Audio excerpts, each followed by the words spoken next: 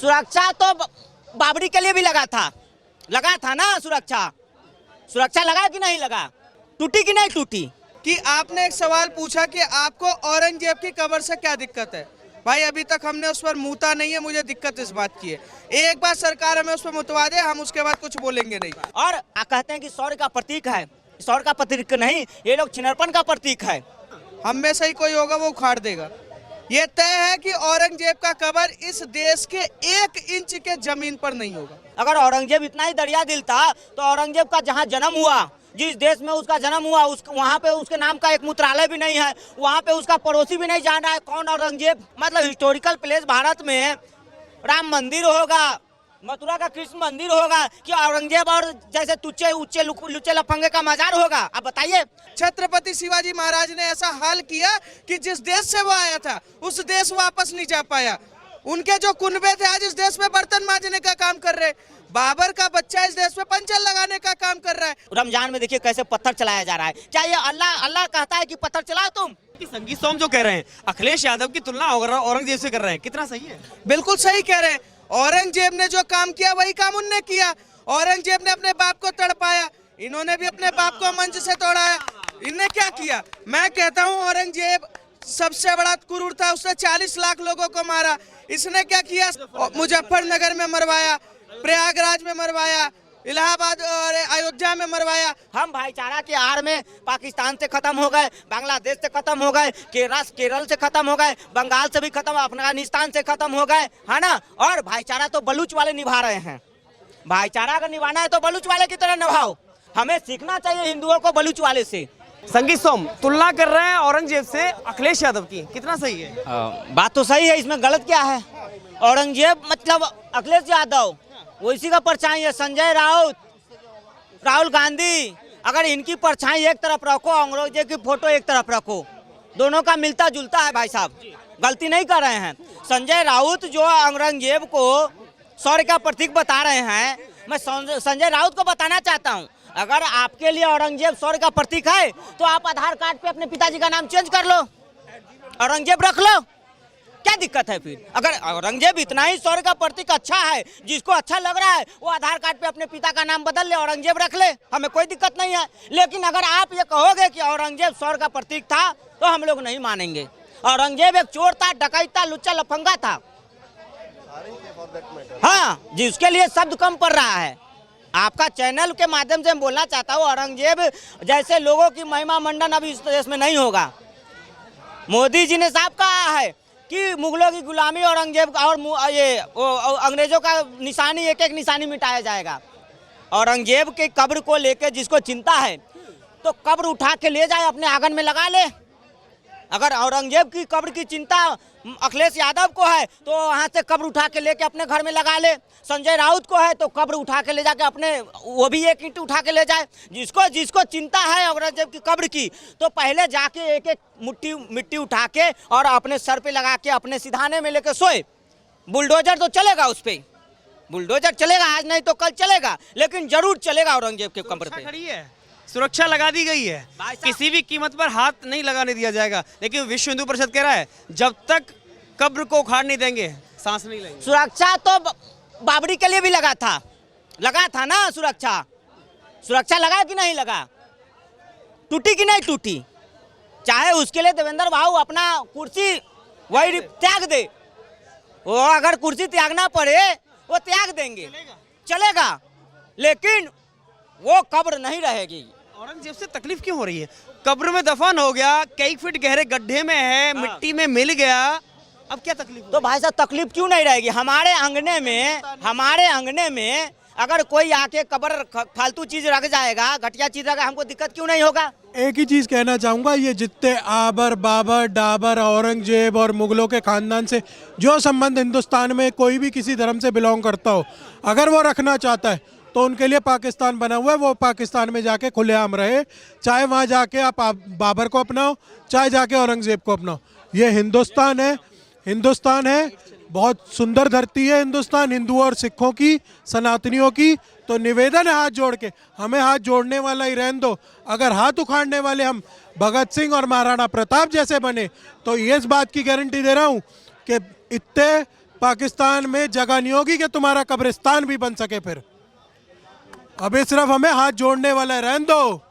अगर हम हाथ उखाड़ने वाले बन गए तो पाकिस्तान में इतनी जगह नहीं है कि तुम्हारा वहाँ कब्रिस्तान भी बन सके। अबू आजमी तो पहले कह चुके हैं औरंगजेब एक दरियादिल इंसान थे। हाँ, बहुत दरिया दिल था भाई साहब। औरंगजेब इतना दरिया दिल तो हो ही नहीं सकता जो अबू आजमी को पसंद आ जाए।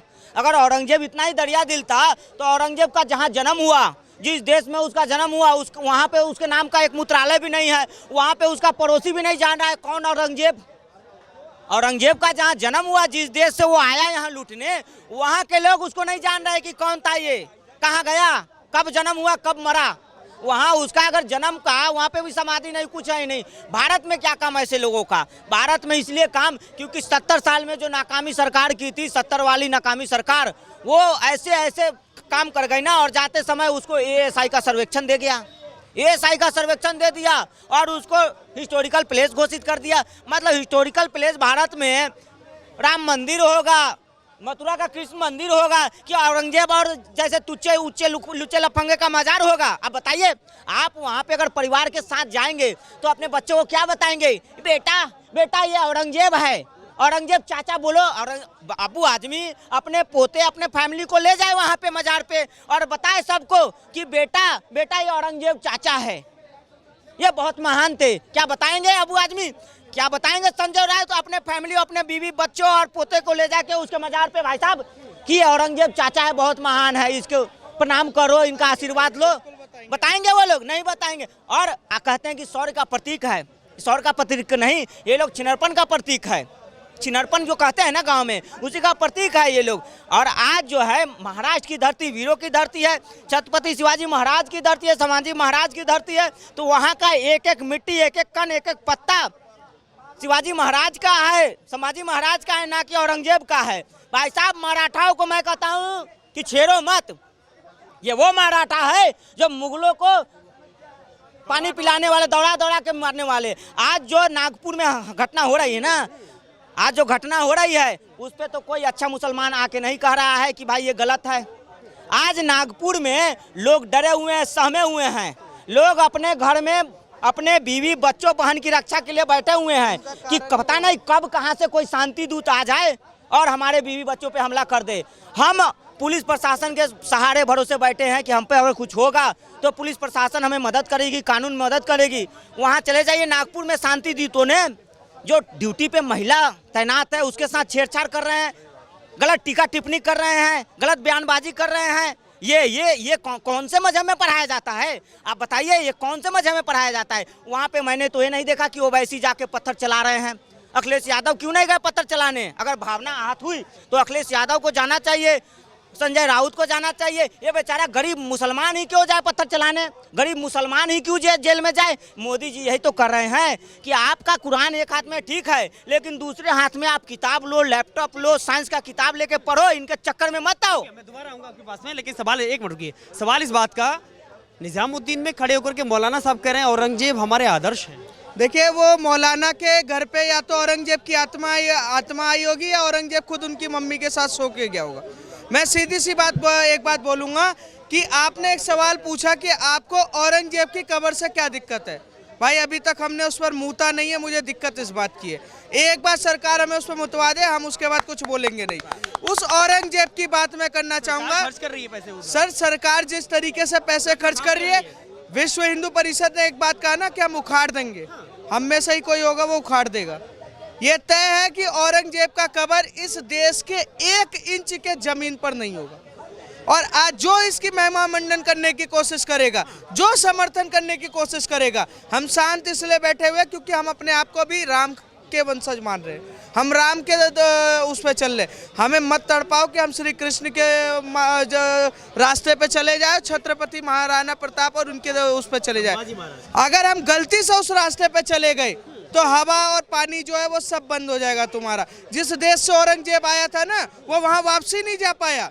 छत्रपति शिवाजी महाराज ने ऐसा हाल किया कि जिस देश से वो आया था उस देश वापस नहीं जा पाया। उनके जो कुनबे थे आज इस देश में बर्तन मांजने का काम कर रहे। बाबर का बच्चा इस देश में पंचर लगाने का काम कर रहा है। और हम डंके की चोट पे कहते हैं कि हमें बाबा दोबारा मत तड़पाओ कि तुम्हें पंचर लगाने की हैसियत भी ना रखे। तुम ऐसा ना हो तुम्हारा हलाला जलाला नलाला टलाला ये जितने लोग हैं ना, ये सबकी चड्डी बर्तन दुकानें ये सब बिक जाए। देश इस समय मांग रहा है कि औरंगजेब की कब्र को ख़त्म करो। जो उसको ज़्यादा मानता है, मैं कहता हूँ सरकार से मेरी निवेदन है कि उसके हड्डी का चूरा बनाए, उसके घर पे डिलीवरी कराए, वो डेली टीका लगाए उसका। पर इस देश के 1 इंची के धरती के किसी भी कोने में औरंगजेब के नाम का कब्र तो छोड़िए, नाम भी नहीं होने देंगे। देखिए संगीत सोम जो कह रहे हैं अखिलेश यादव की तुलना औरंगजेब से कर रहे हैं, कितना सही है? बिल्कुल सही कह रहे हैं। औरंगजेब ने जो काम किया वही काम उनने किया। औरंगजेब ने अपने बाप को तड़पाया, इन्होंने भी अपने बाप को मंच से तोड़ाया। इनने क्या किया? मैं कहता हूँ औरंगजेब सबसे बड़ा क्रूर था, उसने 40 लाख लोगों को मारा। इसने क्या किया? मुजफ्फरनगर में मरवाया, प्रयागराज में मरवाया, इलाहाबाद और अयोध्या में मरवाया। सब बात छोड़िए, ये आज अखिलेश यादव वो मोहम्मद गजनवी जिसने सोमनाथ मंदिर को तोड़ा और लूटा, उसके जो समर्थन में एक मेला लगता है वो संभल में लगता है, जिसको नेज बोलते हैं। वो क्या बोलते हैं? जब यूपी सरकार बंद कर देती तो अखिलेश यादव हाय तौबा चिल्लाने लगते, कहते कि जी हमारे अब्बा का तो त्योहार ही नहीं मना रहे। इतना ही प्यार अगर मोहम्मद गजनवी से था आपको तो आप वहीं चले जाते। मुलायम सिंह यादव ने कहा था कि मैं मुल्ला मुलायम सिंह हूँ, इन्होंने साबित कर दिया कि मैं मुल्ले का बेटा हूँ। और मैं सीधा कहता हूँ, महाकुंभ से इनको दिक्कत है, योगी से दिक्कत है, मोदी से दिक्कत है, देश के हर चीज़ से दिक्कत है। औरंगजेब से प्यार है, बाबर से प्यार है, ठीक है, गजनवी से प्यार है। ज़्यादा अगर मोहब्बत इन लोगों से हो रहा है इन लोगों को, और ज़्यादा अखिलेश यादव अपने आप को कह रहे हैं, तो मैं एक बात कहूँगा, जो सांसद जी ने अभी जो बोला है, आपने जिनका नाम बताया है, उन्होंने सही बात बोला कि संगीत सोम ने एक बात सही बोला है कि ये औरंगजेब की ही आत्मा इनके अंदर घुसी है। या तो अखिलेश यादव की अम्मा के पास औरंगजेब का कोई आत्मा गया था, या कोई अब्दुल गया था, या कोई और गया था। इसी वजह से ये औरंगजेब बाबर की तारीफ कर रहे हैं। पर देश की 110 करोड़ जनता ने तय कर लिया है कि जो उनकी तारीफ करेगा तेल पिलाई लाठी से उनकी पिछवाड़े को तोड़ने का काम करेंगे। छावा फिल्म के बाद में इस जागरूकता आई है, या फिर उस छावा फिल्म को नागपुर दंगों का जो दोषी ठहराया जा रहा है, इसमें सच्चाई? देखिए, छावा मूवी ने सिर्फ वहाँ कहीं ना कहीं जो चीज़ दबा हुआ था, जिस इतिहास को यहाँ की ऐसी सरकार ने दबाया हुआ था जो सिर्फ बाबर को महान बताने का काम कर रहा था, छावा ने एक सच्चाई दिखाई है। और मैं एक बात जानता हूँ कि इस देश की 110 करोड़ जनता मानती है कि औरंगजेब का कब्र नहीं होना चाहिए। अब जिसको प्यार है या तो औरंगजेब के देश में चला जाए, जिसको मोहब्बत है वो कब्र को उठा के अपने घर में लग ले। पर औरंगजेब के कब्र को इस देश के, मैं गारंटी के साथ बता रहा हूँ कि 30 दिन के अंदर अंदर गायब कर दिया जाएगा। क्या रहे हैं? स्वीकार नहीं होगी कब्र? कहाँ स्वीकार होगा बताइए ना। हमारे घर में ऐसे लोगों का क्या काम है? मैं तो कह रहा हूँ भाई साहब 30 दिन कहे हैं, बहुत तुम्हारे अग्नि में हमारा क्या काम है? तुम्हारा क्या काम है? क्या काम है? ले जाओ कब्र उखाड़ के, जहाँ ले जाना है ले जाओ, जहाँ से आए थे वहाँ ले जाओ। यहाँ क्या काम है भाई साहब? ऐसे भाईचारा होगा? मतलब भाईचारा ऐसे नहीं तो क्या नागपुर में पत्थर चलाने से भाईचारा होगा? महिलाओं पे, पुलिस प्रशासन पे हमला करके भाईचारा होगा? जो व्यक्ति जो नितिन गडकरी के खिलाफ चुनाव लड़ चुका है, वो फहीम खान जहीम खान, वो मास्टर माइंड, वो भाईचारा निभा रहा है। और हम तो भाईचारा के बंधन में ऐसे बंध गए हैं, सेकुलरिज्म का कीड़ा इतना अंदर घुस गया है, मोदी जी के विरोध में इतने अंधे हो गए कि हम ना तो औरंगजेब का विरोध करेंगे, ना अपने धर्म का विरोध करने पे कोई आवाज उठाएंगे। अखिलेश यादव चिल्ला के बोला कि कुंभ जो है कि ठीक नहीं है। लालू यादव ने चिल्ला के कहा डंके को चोट पे कुंभ फालतू चीज है। ममता बानो ने कहा कि कुंभ नहीं मृत्यु कुंभ होवे। लेकिन हम इसका विरोध नहीं किए, हम ना करेंगे। क्यों करेंगे भाई साहब? हम सफाई है, आरजेडी वाले हैं, हम ये है वो है। मतलब सेकुलरिज्म का कीड़ा भाई साहब इतना अंदर घुस गया है मोटा वाला कि इसकी कोई दवाई नहीं है, इसकी कोई दवाई नहीं है। और भाईचारा दिन रात जो मुंह पे और जवान पे लेके घूमते हैं, भाईचारा कहाँ गई भाईचारा? हम भाईचारा के आड़ में पाकिस्तान से खत्म हो गए, बांग्लादेश से खत्म हो गए, केरल से खत्म हो गए, बंगाल से भी खत्म, अफगानिस्तान से खत्म हो गए, है ना। और भाईचारा तो बलूच वाले निभा रहे हैं। भाईचारा अगर निभाना है तो बलूच वाले की तरह निभाओ, जो अपने ही भाई का जो है कि देख रहे हैं किस तरह से इलाज कर रहे हैं, पता नहीं कहाँ से गोली चला रहे हैं, सिर्फ और सिर्फ अपने हक के लिए। हमें सीखना चाहिए हिंदुओं को बलूच वाले से। लेकिन औरंगजेब के लिए, उसकी कब्र के लिए नागपुर में दंगा करने वाले, सरकारी संपत्ति को नुकसान पहुंचाने वाले, वाहनों को आग के हवाले करने वाले, इलाज क्या? शांति दूत, इनको तथाकथित लोग कहते हैं शांति दूत। और रमजान का महीना चल रहा है, आप देखिए ना, पाक महीना रमजान का चल रहा है, और कहते हैं कि हम अल्लाह ताला से झूठ नहीं बोलेंगे, हम कोई गलत काम नहीं करेंगे। और पहला गलत काम तो वोट के लिए ये लोग इकट्ठा करके झूठ बोले जंतर मंतर पे। ये अल्लाह ताला भी ऊपर से देख के कह रहा होगा, अरे अब मुझे कितना बदनाम करोगे, मेरे नाम पे कितनी राजनीति करोगे, अब तो मुझे छोड़ दो। राजनीति में हर एक चाप नापाक अल्लाह ताला की कसम खा लेते हैं। और रमजान में देखिए कैसे पत्थर चलाया जा रहा है। क्या ये अल्लाह कहता है कि पत्थर चलाओ तुम? क्या अल्लाह ने कहा कि रमजान में पत्थर चलाओ, मार काट करो? ये अल्लाह ताला का संदेश है। क्या इलाज है? इलाज कैसे होगा? इलाज नागपुर के दंगाइयों का इलाज देखिए, जो जैसे बाबा ने किया और गडकरी जी सबके साथ, सबके विकास के सबको साथ लेकर नागपुर सुंदर बनाने के काम कर रहे हैं, और वही वहाँ पर भाईचारे की आड़ में दंगे दे रहे हैं। और आज जो करना कथनी है, अब पेट में दर्द हो रहा है कि अब्दुल निकल गया और कोई हिंदू निकल गया तो ये छाती पीट, देखिए हिंदू भगवा आतंकवादी आज सारे मौन बैठे, विपक्ष सारा मौन बैठा हुआ है, और सारा विपक्ष आज खामोश है। आज क्यों नहीं बोलते विपक्ष वाले? आज कहाँ गए वो लाल टोपी वाले? कहाँ गए हरे लालटेन वाले? कहाँ गए वे पंजे वाले?